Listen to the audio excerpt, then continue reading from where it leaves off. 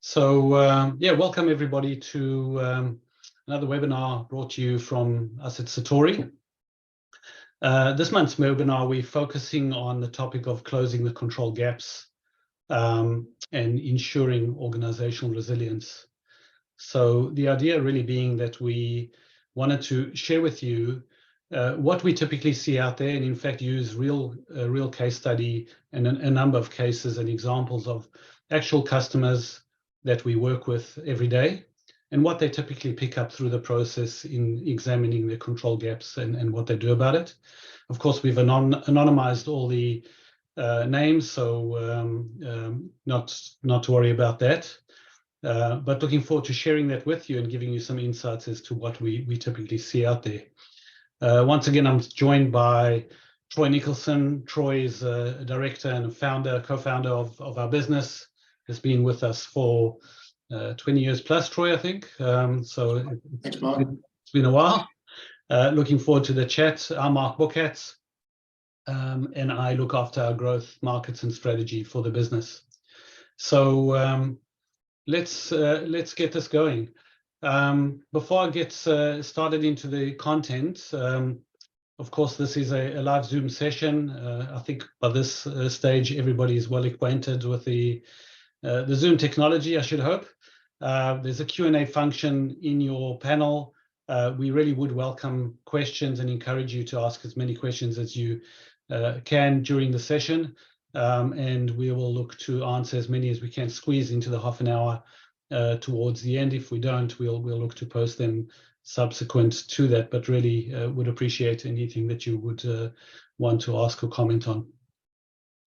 So I suppose our starting point with this whole topic is that, you know, having done this for a good number of years at Satori, we know that control gaps across many processes in the organization exist. We know that they exist. We see them every day, and we see them despite the fact that there is still a heavy investment in controls, in ERP systems and digitization, automation, and the like. But these controls still are required, and gaps still manifest. How do they typically manifest? Well, you know, we see errors come through the system, and you know, Troy will walk us through some typical ones that we see get picked up. Those can often come out also as compliance breaches, where people have failed to follow a policy or act on a particular regulation or contract. And ultimately, they manifest as well as fraud.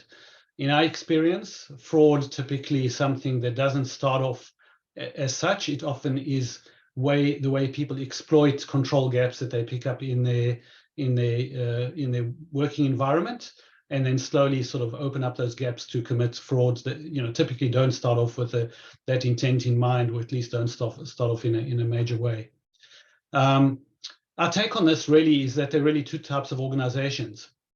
The organizations we work with all have sophisticated ERP technologies. As I said, they you know, do as much as they can around the space, but they still acknowledge that there's an issue around gaps in controls existing, and they wish to do something about it. And then we typically come across those organizations who either don't acknowledge it or acknowledge it, but are not really doing much about it at the moment and have not prioritized it. The question to those of you listening is sort of what organization do you believe you're working with at the moment, and where do you fit in this category? And we certainly would be interested in bringing more and more organizations into the first category here. So why is this important? And we've presented some of these stats before, but I think it's important to go through again. If we look at some of the statistics coming out, again, the Association of Certified Fraud Examiners in the latest study of last year still estimates that about 5% of all revenue is lost to fraud. So in your typical organization, that's typically what's at stake. That's, you know, certainly not an insignificant number. On average, a large fraud, or, you know, typical fraud takes 12 months to detect. So it goes along for a long time before it gets picked up, and so of course the losses can be high. Very pertinent to what we'll talk to you about today, half of fraud cases have to do with a lack of internal controls or the ability to override existing controls, and I think Troy even has an example on that.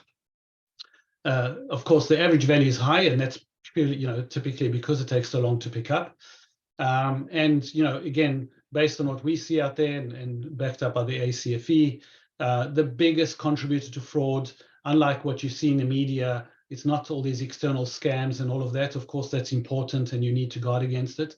But the largest amount of fraud that committed in organizations is actually internal. So that's what we think is at stake. If you look at procurement specifically, which is an area which we deal with quite a bit in our world, now this is based on stats that we have gathered across all the customers that we work with and all the transactions that process through us. About 1% of all procurement spend of all your invoices has typically errors in it.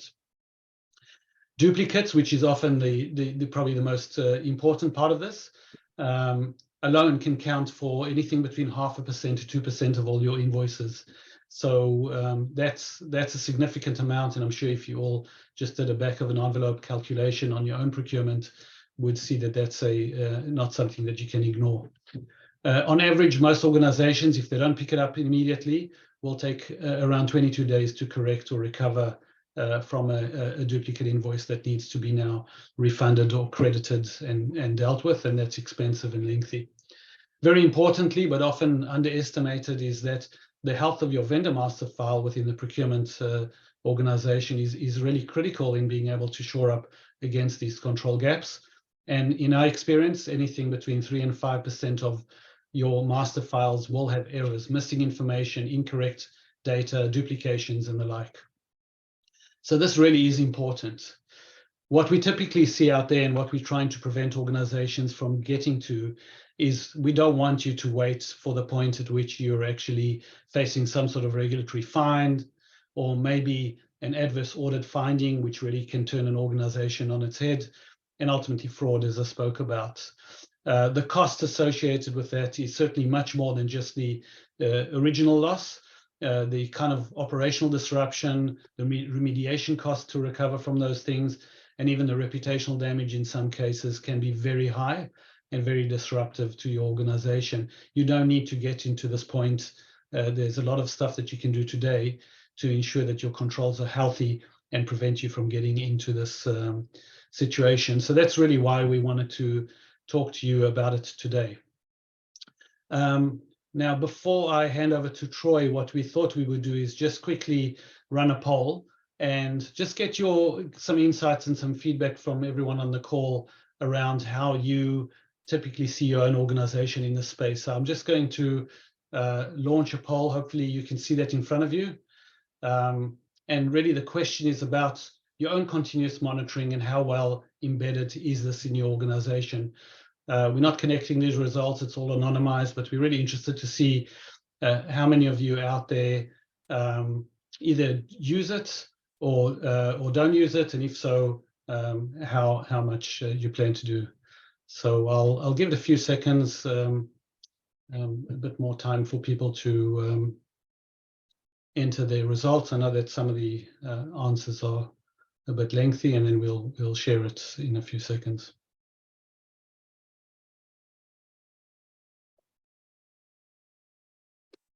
Okay, I think I'll stop it there.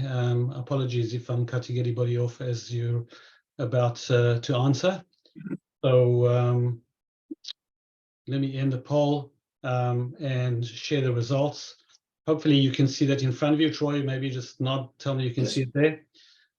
So the question really is how well embedded it is. It's anything from not using it to anything to using it quite extensively across the board. And I suppose not surprising, Troy, I mean, I'm just looking, it's somewhere hovering in the middle. Most organizations have dabbled in it and are at least monitoring some controls. That's the majority, 40%, but not far behind are those who are not doing it, but certainly have plans to implement or are in the process right now, possibly some of our customers as part of that. So that's really quite interesting. Yeah, it's a good spread. Thanks, Mark. Hopefully we can change that, get more of you onto the continuous. Absolutely. Okay, so Troy, I think what I'm going to do to you is just hand over to you. And I suppose the context of this is that you've somebody who's worked with the space for quite a number of years. You've worked with most of our customers. You've seen the good, the bad, and the ugly of the space. And maybe the starting point is, why do you think most organizations don't do this? What are the typical barriers out there that stop them from getting into that? Yeah, sure. Thanks, Mark. Good afternoon, everyone. Yeah, so one of the biggest ones we come up against is we get told it's all under control. So typically it comes from, the CFO becomes very interested in what we're doing, the head of internal audit, head of risk. But then we get down into more middle management, and they believe it's all under control. So reasons for that, we believe they have already invested heavily in the ERP. So they have SAP, Oracle, Dynamics, JD Edwards. They might have a sophisticated HR system. They might have Concur for expenses. They've invested heavily in it, and they've placed a lot of reliance on those systems. They also they trust their teams, and they believe it's all under control. So IT is always a challenge. So not only there's always seems to be other priorities in the organisation. A lot of our prospects have been, I guess, not totally burnt, but have had bad experiences with IT projects, and there's always seems to be another project that's a priority in the organisation. Data is always the challenge for automating control monitoring, and it shouldn't be. It should be, at least in this day and age, it should be a lot easier, but it doesn't seem to be getting that way in most cases. But it is another reason why organisations shy away from doing this type of work. And sometimes it's because they're relying on a third party as well to get the data. They haven't got their own skills. They may be relying on a vendor to get data for them, or a third party service provider such as Accenture or Tata Consulting to get the information for them. They've got tools already. They already do audits. They're already doing annual audits. They've got spreadsheets. They've got Power BI. They've got and they believe that they've already got tools in place. They've got reports in place, and they believe they're covered. I disagree with them, but and hopefully I'll be able to explain why in my presentation.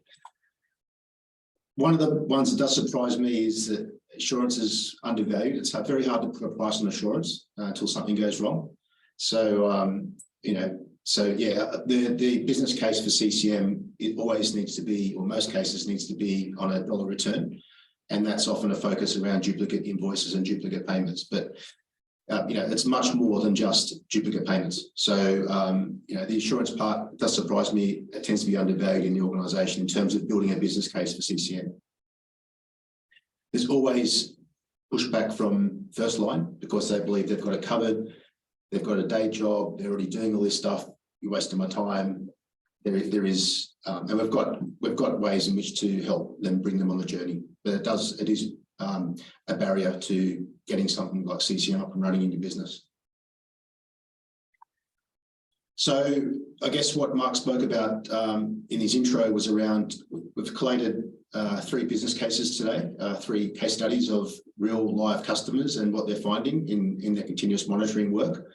The first one is, it's a large Australian business. They're running SAP, and it's an ASX listed company. They're running SAP, all the sophistication in the world, but in this year, they've actually identified over $8 million in duplicate invoices. Now, of that, there were 5 million that we actually, unfortunately, they paid out, but we're able to identify and credit back and recover. And 3 million of that 8 million, or just over 3 million, was they're able to stop from going out the door, which is great. If we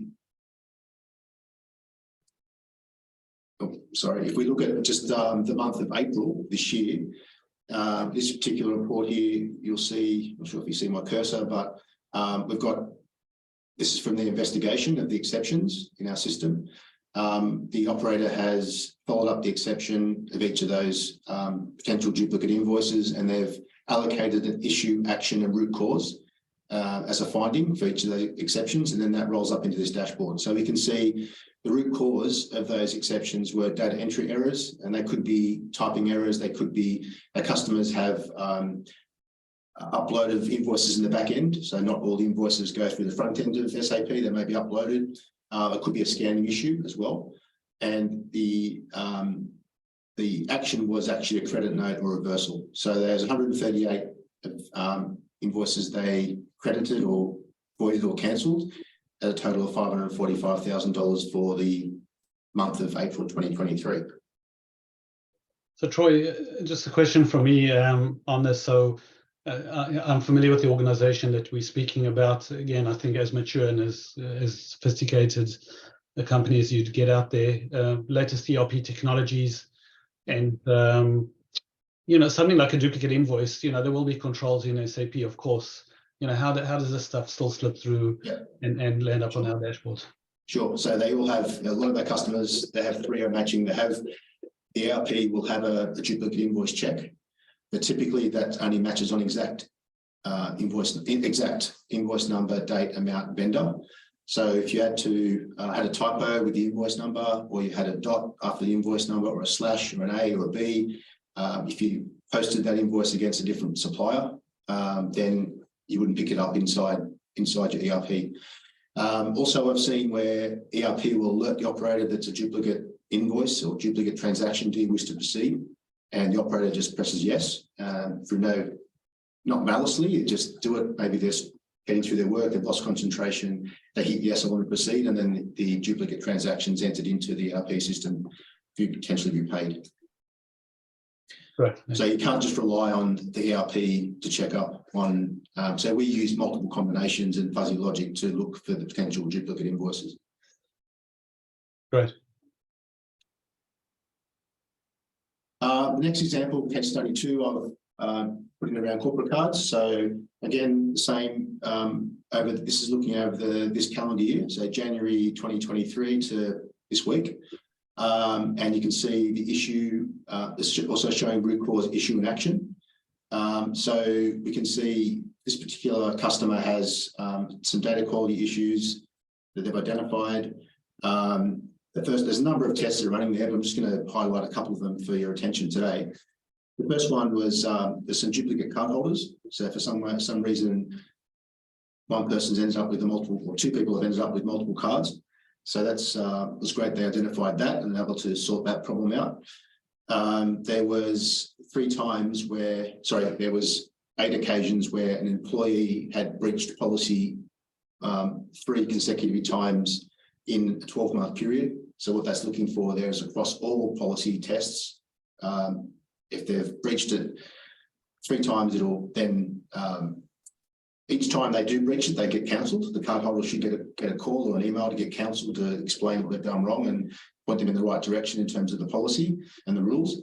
This particular occasion has been 3 times in 12 months. So we're doing a rolling 12-month check, and depending on the customer, I know this particular one, at the 3rd time, if it's not a very valid excuse or a mistake, then more than likely the card will be cancelled for that particular employee.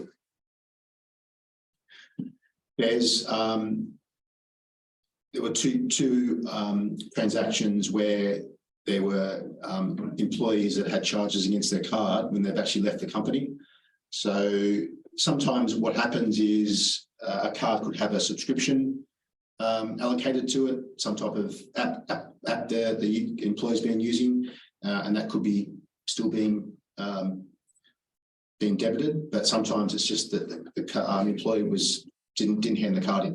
The process wasn't followed, it broke down. Then we had some transactions there that were with employees that weren't in the master file. So it could have been temporary employees or contractors, labour hire staff that were provided with cards to do a particular job, and just making the compliance team aware that there were transactions by people that weren't actually on the master file, needed to be investigated. Also, what's interesting in this particular, the same customer was for that period from January 2023 till this week, they've actually counselled 193 cardholders on policy breaches. So every time, so we're running this for them on a regular, I think, weekly basis. So every week we're running these tests against corporate cards automatically.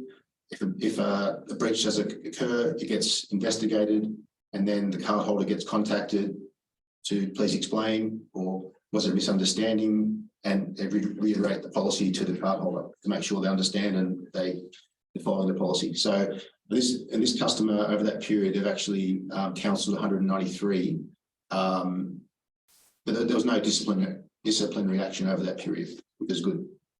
So the idea there is you're protecting the staff from themselves. If they know that they're being monitored, then they're more than likely to follow the policy and not start off with abuse of small amounts. This escalates into much larger amounts of abuse. Right. And Troy, before we get into the next case study, just a quick question from me again. Sure. And similar to the last one, you mentioned that they use Concur, probably the most prevalent and popular expense and corporate card management system that we see. Yeah. It has plenty good controls in it. It's got an audit module which actually provides some assurance around compliance to policy. Yet we're seeing stuff again coming through to us, and it's a regular occurrence. What do you think the contributors are there? So the big difference between what we're offering here is that the ability to pull in data from multiple data sets. So bringing in employee master file, so we can check if employees have been terminated or they've got a card. We can also bring in ERP data, so see if potential double dipping of expenses. So putting claims through the ERP and also on your card. The other advantage is that this is fully automated, whereas with Concur or other expense systems, yes, they have reports, but you're relying on the first line to run those reports and to follow up any issues. And then there's limited visibility by executives or audit or risk in terms of what have been the outcomes of those investigations, if they've happened. So this essentially closes the loop and shows you, gives executives and the board, the audit committee assurance that we're doing these tests on a regular basis, and we're much better under control than we were from just relying on the policy being followed, or doing it an audit every 12 months where the fraud could have started happening 8, 9, 10 months ago. Great, thank you. Sure. So just the last one quickly is a conflict of interest. So again, there's a number of tests we're running here. So against employee details versus vendor details, but the one that's flagged up on this occasion, which is between this financial year, so July 2022 to this week, was they've actually identified, this particular customer has identified 4 conflicts that weren't detected on recruitment of that employee. And what they've been able to do is block the vendor. So it's unfortunate it wasn't disclosed on recruitment, but the good thing is that not finding out about it 12 months down the track or 2 years down the track, or when there's been a fraud. And it could have been just an error, could have been just an oversight, but the good thing is they know about it. So the employee slash the vendor slash employee bank account, or employee slash vendor checking is the essentially bread and butter conflict of interest test that all organisations should be carrying out. I mean, just about every other month there's a new fraud case in the press around a conflict of interest around some government department or within you don't hear as much as in private enterprise. It's not publicised as much, but definitely in the public service you do see happening quite often. And this is a bread and butter test that most organisations should be doing of your size. And without a system like this, I just don't understand how that's possible. So only way you can do it is very manually, or maybe do it annually, which it's no good after knowing about it 12 months down the track. Yeah, and I think for me it also highlights the fact that, and it's a bit of a bugbear of ours, is that organizations probably place over-reliance on things like attestations or declarations. Of course, those are important, and you need the organization to be involved in doing so, but you can't rely on that solely. And of course the data tells you the truth, as we always say. Yeah. So just because somebody hasn't declared a conflict of interest doesn't mean it's not there. That's right. In fact, if we're honest about it, if somebody doesn't want to know anyone to pick it up, they won't declare it. So that's right. And Mark, things change on a daily basis. So you're adding new suppliers all the time. Yeah. And you're modifying your suppliers' details all the time, every day. And also you're employing new staff every day. So not only that, the staff, an employee could actually create a vendor and start supplying the business after they've been employed. So What we're doing here is we're actually checking it every single day. So every single day we're checking employee and vendor details. This particular customer here has access to the ASIC data, so they're actually checking director details as well. That's not available. That's only usually available for what is only available for government customers, but they're doing quite a thorough check against director details of companies and employees as well. Great, thanks, Roy. So just finally, so really, we always hear that once we put the system in, we thought we had it under control. The data proves that, and I think I've shown you some examples there. Companies not dissimilar from my audience here today, where they're still finding stuff, months, if not years after implementing CCM. So without the system, we've absolutely no idea how you pick this stuff up. There will always be other priorities. There's always going to be a system upgrade. There's always going to be a new payroll system being implemented. You're divesting a business. You're being acquired by another company. You might be being acquired by another company. There's always other priorities, but this is important stuff that can really save the business a lot of money and also ensure that the shareholders and the board have assurance that your controls are effective. You need the right tool for the job. Power BI it's a dashboarding tool. It doesn't do CCM. It doesn't have the workflow capabilities. We have the right tool for the job. It's been developed over many years. It does actually surprise me when we do hear that we're building it in-house. The CCM systems are very complicated, can be very complicated systems. There's a lot to know what can go wrong. And trying to build it in-house, I haven't seen it work really in all the years I've been doing this. And also, if you do get it working, the person who has got it working may leave the company or get promoted and you may no longer have that resource to maintain the system. So the shareholders and the board are relying on management to provide assurance to them that all this stuff's under control. So it's as I said, it's a surprise to me when I hear that the value placed on assurance, and it's always going to be a dollar return, which is important in particular at the moment. But assurance is the cornerstone of investing in organisations. So nobody wants to invest in organisations with rapidly fraud or have poor controls. And first line, you really need to bring them on the journey, involve them early on. We've got lots of experience on how to get first line of defence on board with the solution. And yeah, it's really about targeting what's important to them. So it doesn't work too well if you buy the product, walk in and then go to the head of AP or head of procurement and say, hey, we've bought this system and now you need to follow up these exceptions every day. That doesn't tell them to go down too well. So you need to involve them early, and they need to see the value and how it's going to help them in moving forward. Great, thanks, Troy. I know we're coming up to the hour. Just wanted to share one more insight from my side. A question that we get from a lot of our customers and prospective clients, and that is around the business case. What does a business case really look like for this? And hopefully today's presentation has helped that a little. First and foremost, every business case absolutely has to be held in dollar terms and either saving costs.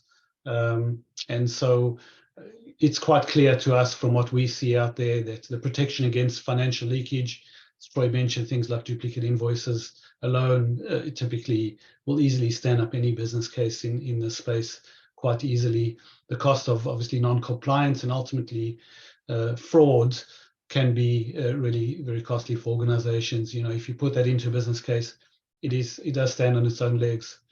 More than that, the ability to get on top of things quickly, rapidly, and in a manageable way, rather than, as Troy mentioned, getting inundated by a long list or telephone book of exceptions, and then having to devote a lot of cost and time to managing that.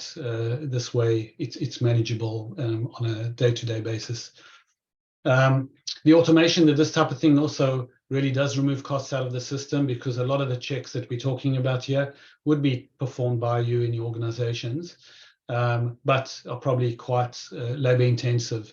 So the automation angle alone is quite important.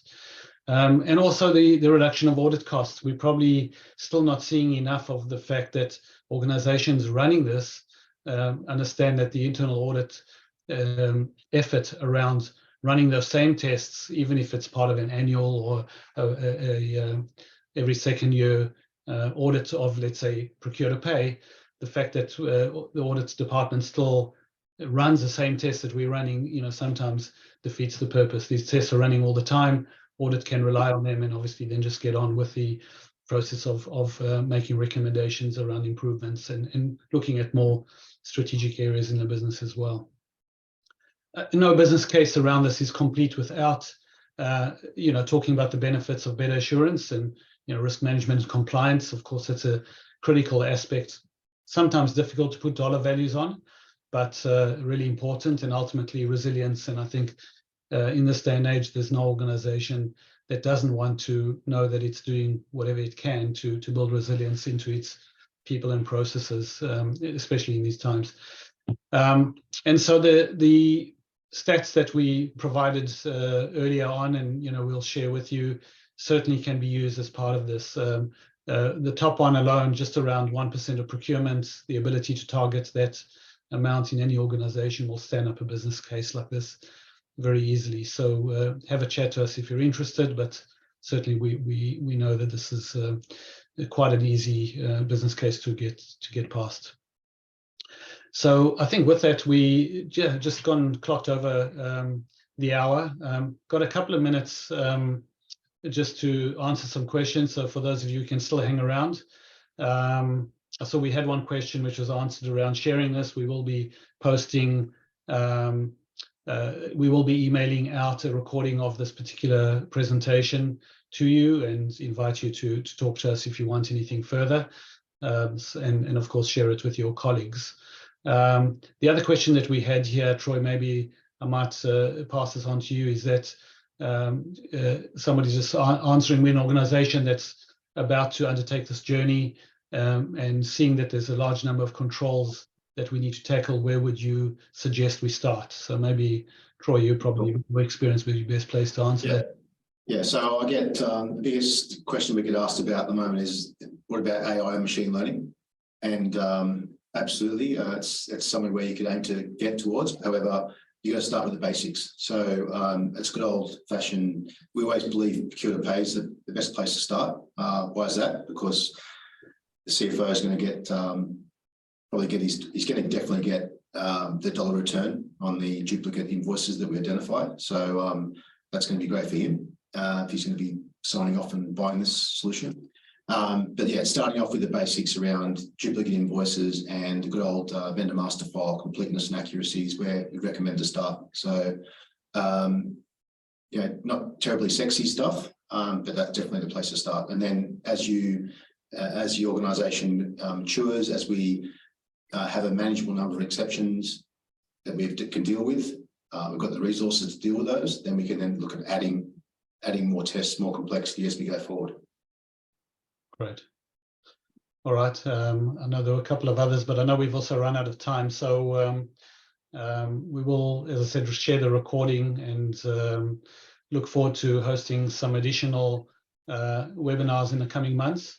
So Troy, thanks for your time, and thanks everybody who joined, and looking forward to having another session with you next month. Cheers. Thanks, Mark.